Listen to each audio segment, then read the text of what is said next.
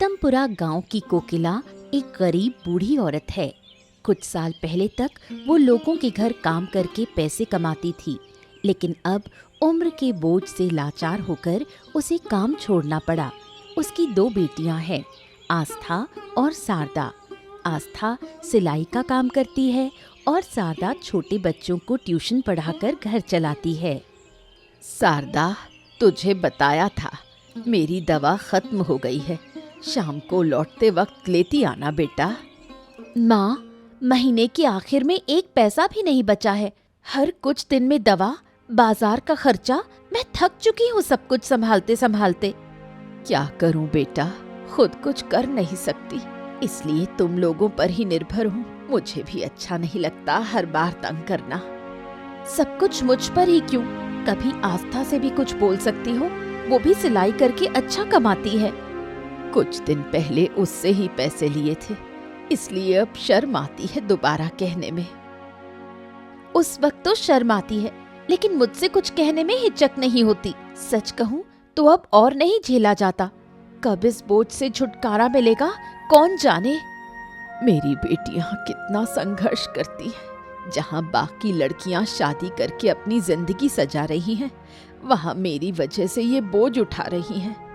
मैं अब कोई पैसा नहीं दे सकती। आस्था आए तो उससे दवा के लिए पैसे मांग लेना। सब कुछ तुम्हारे और घर के पीछे लग जाए तो खुद के लिए क्या बचेगा?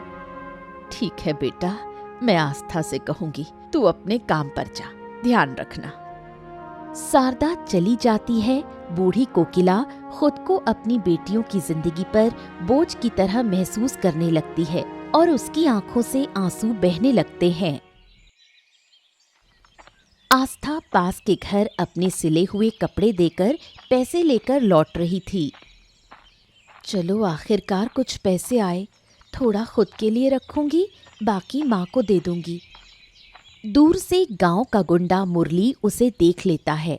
सालों से वो आस्था के पीछे पड़ा है कि उससे शादी करेगा, लेकिन आस्था उससे नफरत करती है। फिर भी मुरली उसका पीछा नहीं छोड़ता। अरे वाह वाह वाह वाह वाह आज तो सुबह सुबह अपने होने वाली बीवी के दर्शन हो गए। चलो जरा मिलते हैं मुरली जैसे ही आस्था के सामने आता है, आस्था डर से सहम जाती है। तुम यहाँ क्या कर रहे हो? अरे ये गांव सिर्फ तुम्हारा है क्या? तुम घूम सकती हो तो मैं भी तो घूम सकता हूँ। मेरे रास्ते से हटो, क्यों बीच में खड़े हो? अरे अरे अरे, इतनी जल्दी भी क्या है? चलो थोड़ा बातें तो कर लेते हैं। मुझे जाने दो मुरली, नहीं तो मैं लोगों को बुला लूंगी। ओहो, इसमें गुस्सा होने वाली कौन सी बात है? मैं बस बातें तो करना चाहता हूँ, वो भी अपने होने वाली बीवी से। हैं? कितनी बार कहूँ, मैं तुमसे शादी नहीं करना चाहती, मुझे तुमसे नफरत है। पसंद करो या ना करो, शादी तो तुम मुझसे ही करोगी। तुम्हारी डोली मैं ही उठाऊंगा। हाँ मैं मर जाऊंगी, लेकिन तुमसे शादी नहीं करूंगी। रास्ता छोड़ो मेरा। अरे अरे, इतना क्या शर्माना। हाँ, चाहे तुम जो कहो, मैं ही हूँ तुम्हारे दिलों का राजा, तुम्हारा शहजादा, तुम्हारा बादशाह। तुम मुझे ही मिलोगी बेगम। हाँ आस्था डर के मारे रोती हुई वहां से भाग जाती है। मुरली पीछे से जोर जोर से हंसता है।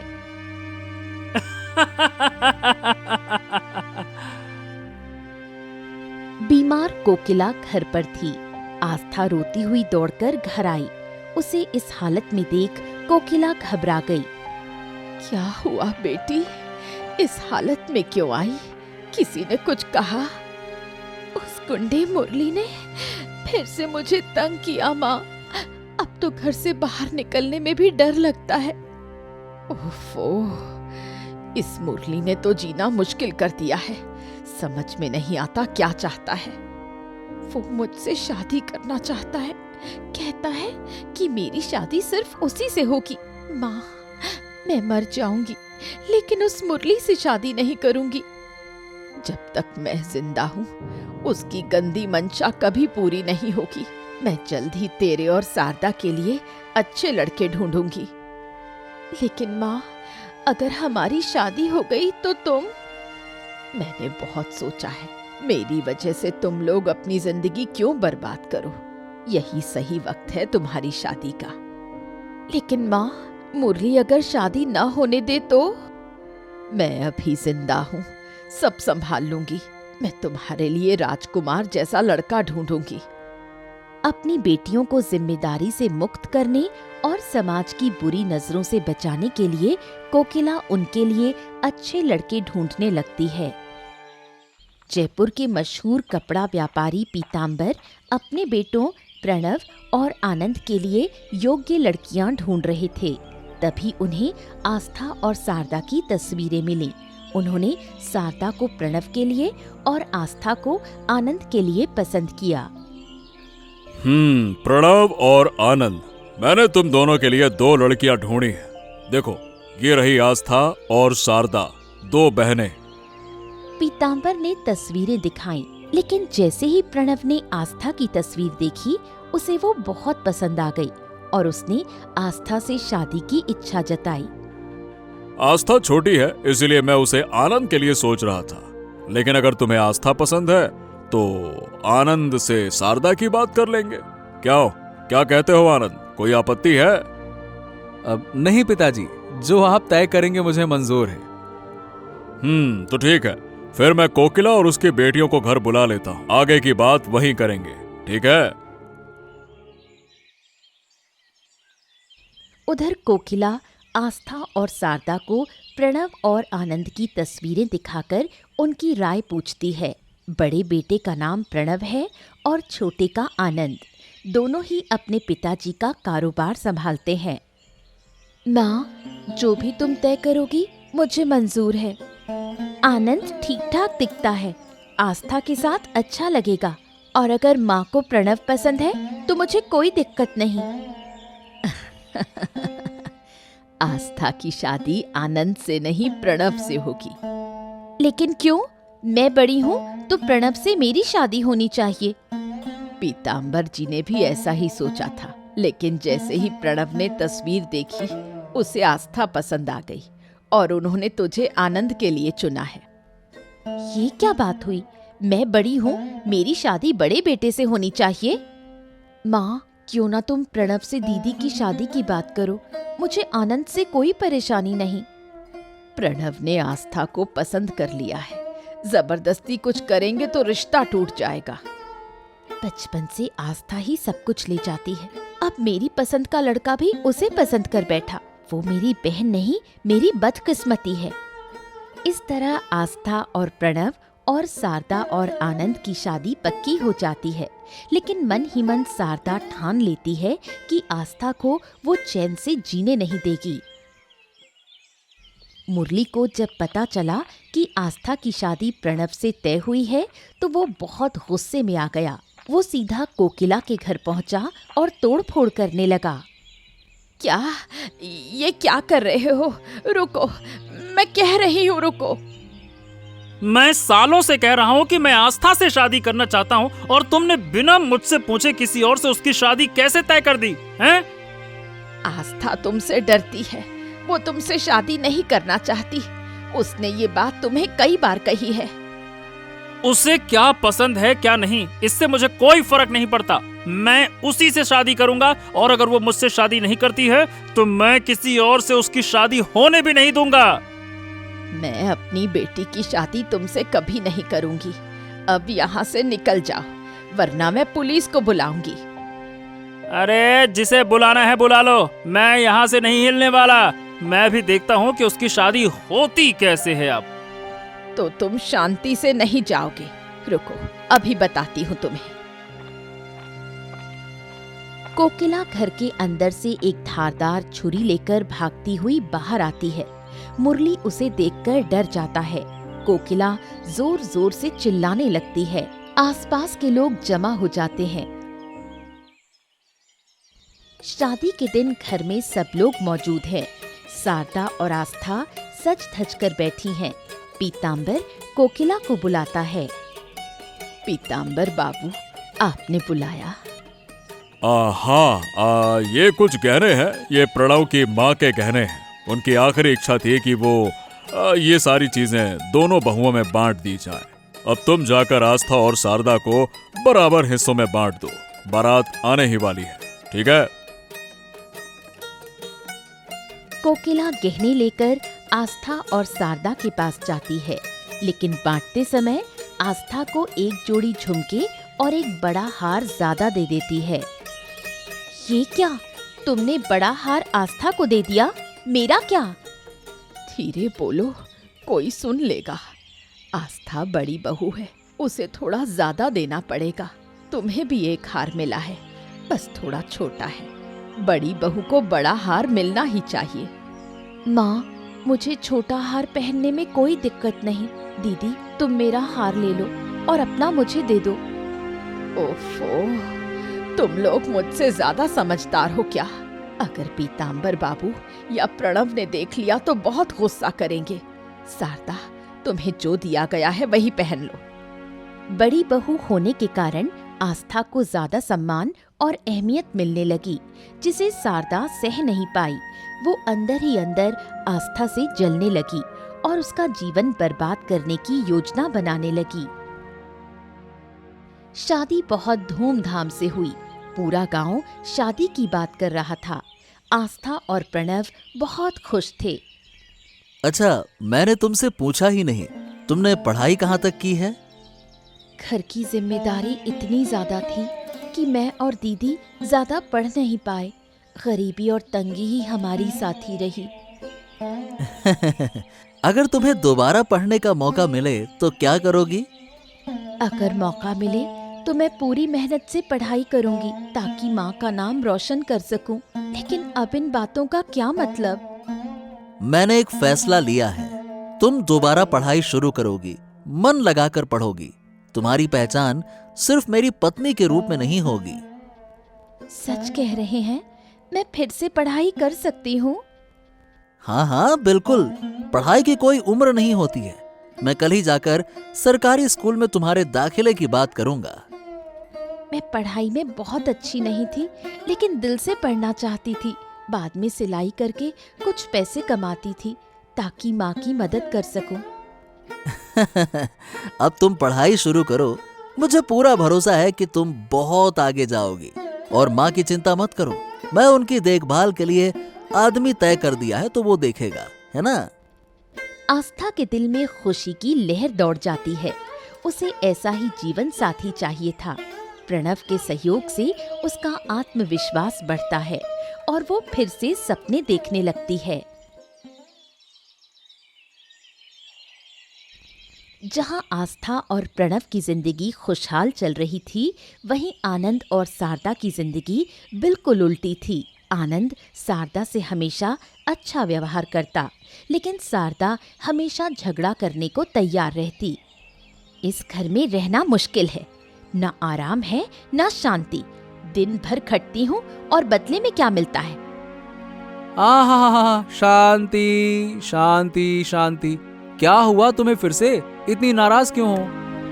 कुछ नहीं, दिन भर तुम बस किताबों में घुसे रहते हो। मैं ही सब कुछ झेलती हूँ। तुमसे शादी करके कोई सुख नहीं मिला। अरे ऐसे क्यों बोल रही हो? क्या हो गया? किसी ने कुछ कहा क्या? तुम क्या करोगे? तुम तो डरपोक हो। अरे बस, बहुत हो गया। मैं हमेशा प्यार से बात करता हूँ, इसका मतलब ये नहीं है कि तुम मुझे इस तरह से जलील करती रहो। फालतू की बात करती हो। अगर हिम्मत है तो जाकर अपने भाई और उसकी बीवी से उलझो। सिर्फ मुझ पर चिल्ला सकते हो। अरे तो मैं उनसे क्यों उलझूं? क्या मेरे सींग उगे हैं क्या? जाके उनको मार दूं? उनसे मेरा क्या लेना देना? फालतू की बात करती हो। मैं दिन भर काम करती हूँ, घर संभालती हूँ, और आस्था वो आराम से पढ़ाई करती है, बस इसलिए क्योंकि वो प्रणव की पत्नी है। सरदा, ये तुम्हारा वहम है। तुम और भाभी दोनों ही इस घर की बहुएं हो। दोनों का सम्मान बराबर है। सच? एक बार अपने आप को देखो। पिताजी सारे काम प्रणव को देते हैं और तुम उनके बिजनेस में बस एक सहायक हो। जहाँ तुम्हारा कोई मान नहीं, वहाँ तुम्हारी बीवी को क्या मिलेगा? शारदा की बातें आनंद के मन में गहरी चुभ जाती हैं। अब वो अपने भाई और पिता के प्रति जलन और नाराजगी महसूस करने लगता है। सुबह सुबह शारदा रसोई में आनंद के लिए नाश्ता बनाने जाती है। तभी आस्था भी रसोई में आती है।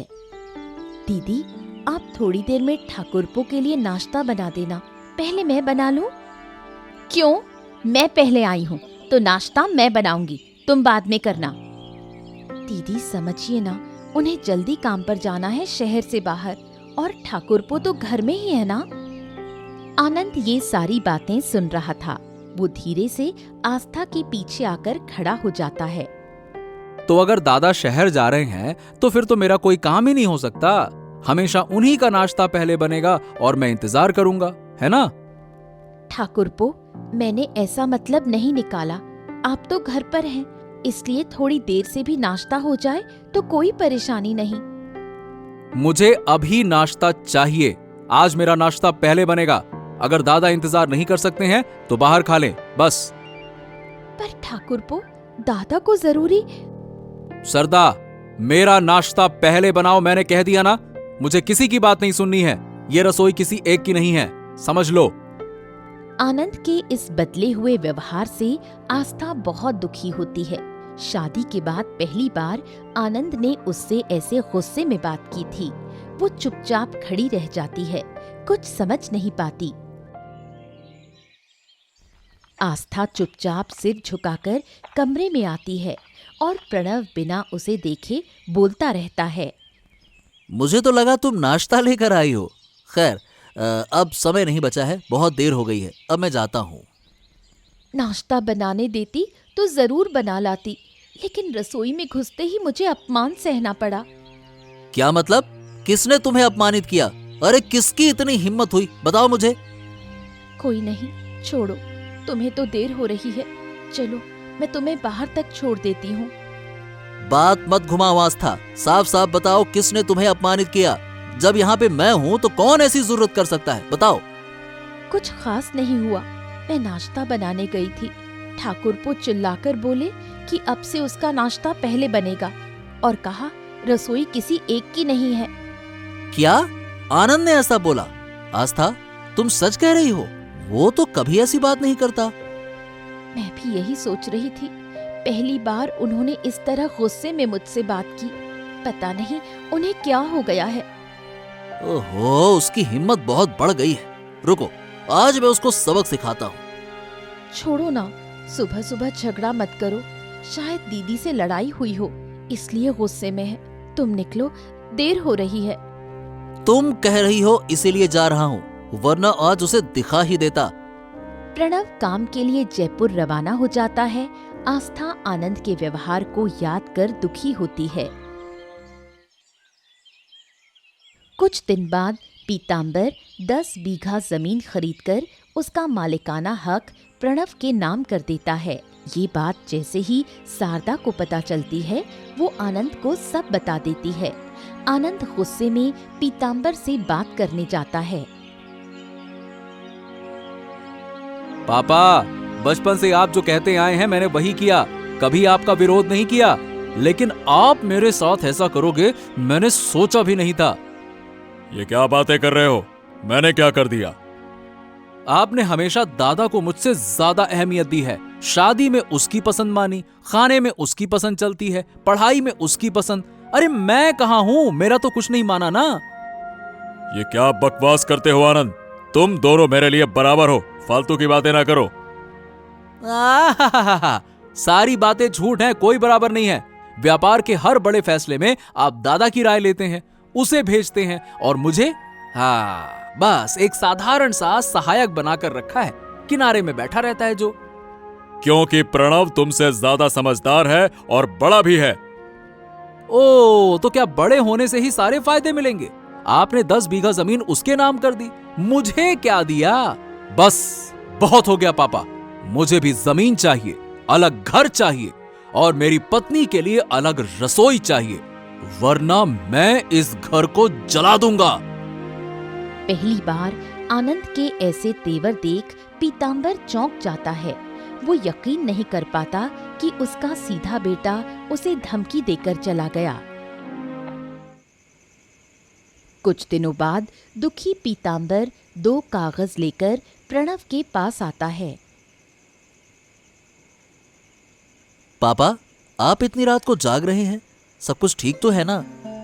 जिंदगी भर सारी जिम्मेदारी तुम्हें दी है, आज आखिरी एक जिम्मेदारी सौंपने आया हूँ। उम्मीद है कि तुम हमेशा की तरह इसे भी निभाओगे। ऐसा क्यों कह रहे हो पापा? आप तो बस कहिए, करना क्या है?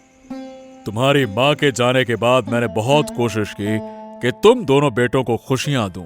शायद पूरी तरह से सफल नहीं रहा।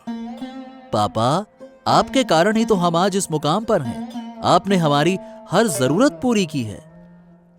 तुम तो मुझसे खुश हो, लेकिन तुम्हारा छोटा भाई शायद नहीं।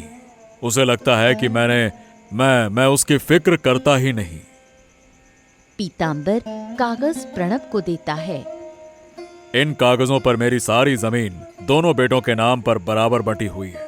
अगर मैं ना रहूं तो तुम अपने भाई को उसका हिस्सा प्यार से दे देना, समझ गए? पापा, आप ही सब कुछ हैं। आप खुद आनंद को समझा दीजिए ना। नहीं नहीं नहीं, वो मुझसे नाराज है। अब यह जिम्मेदारी तुम्हें देता हूं मैं। मुझे भरोसा है कि तुम संभाल लोगे। पीतांबर प्रणव के सिर पर हाथ फेरता है और सोने चला जाता है। उसी रात नींद में ही उनकी मौत हो जाती है। प्रणव टूट जाता है, लेकिन आनंद में ज्यादा दुख नहीं दिखता। पीतांबर की मौत के बाद भी स्वार्थी शारदा आनंद को भड़काती रहती है। देखो, जो डर था वही हुआ। तुम्हारे पिता सब कुछ प्रणव को दे गए, अब हमें उसका नौकर बनकर रहना पड़ेगा। मुझे यकीन नहीं हो रहा कि मेरे पापा मेरे साथ ऐसा कर सकते हैं। क्या तुम सच में उनके बेटे हो? कोई बाप ऐसा कर सकता है? चुप रहो सरदा, मैं कुछ नहीं समझ पा रहा। क्या समझना है? अब सारी जिंदगी तुम्हारे दादा मजे करेंगे और हम देखते रह जाएंगे। ऐसा नहीं होने दूंगा। हम उनके सामने झुकेंगे नहीं। अब तो वो आस्था भी रसोई पर कब्जा कर लेगी, रोज झगड़े करेगी, तुम्हें बेइज्जत करेगी। अच्छा हुआ जो पापा मर गए, वरना मैं ही उन्हें मार देता। गद्दार! बाहर छिपकर खड़ा प्रणव ये सब सुन रहा था। कहती हूँ, किसी तरह प्रणव से वो 10 बीघा जमीन छीन लो, फिर हम राज करेंगे। छी छी छी छी छी, पापा को गए बस एक ही दिन हुआ है और ये लोग जमीन के पीछे पड़े हैं। आनंद को पापा के मरने का दुख ही नहीं है, बस लालच लालच लालच।